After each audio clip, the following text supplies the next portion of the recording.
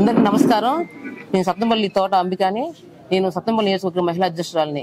ఇప్పుడు నిన్న జరిగిన ప్రెస్ మీట్ లో అంబటి రాంబాబు గారు మాట్లాడిన మాటలు చాలా అమానుషం. ఎందుకంటే ఇప్పుడు కన్నా గారు చేస్తున్న అభివృద్ధి మాకు తెలుసు.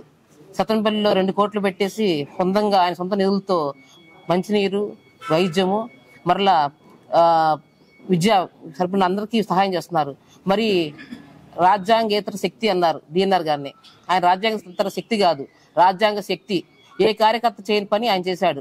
ఇప్పుడు కన్నా లక్ష్మణ గారు ఊర్లో లేరు కాబట్టి ప్రతి ఒక్క కార్యకర్త ఆయన దగ్గరికి వెళ్ళినప్పుడు ఫస్ట్ కన్నా లక్ష్మణ కలిసి ఆ అప్లికేషన్ మీద సంతకం పెట్టి చేసి ఈ అప్లికేషన్స్ అక్కడ ఇవ్వంటే ఆయన మొత్తం గ్యాదర్ చేసి నిధులు ఎప్పుడు అయితే పార్టీ అది రేషన్ షాపులు కావచ్చు ఏం కావచ్చు మొత్తం ఒక కమిటీ లాగా రామస్వామి గారు, చోటా శ్రీనివాసరావు గారు, మరి పెద్దలు ఇక్కడ నాయకులు కొంతమంది కలిసి అందరు చూసి ఎవరు పార్టీ పనిచేశారు, ఎవరు దీనికి వాళ్ళకి ఇచ్చారు కానీ ఏ పదవి అమ్ముకోలేదు.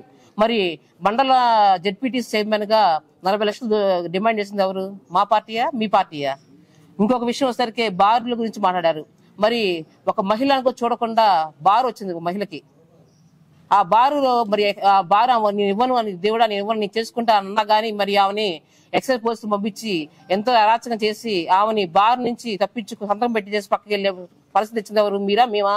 మేము ఇంకా వయసు అప్పుడు ప్రతి ఒక్కరు పార్టిసిపేట్ చేయండి, ప్రతి ఒక్కరు మీరు టోకీ వేయండి అని చెప్పేసి కన్నాగా పిలిపించారు.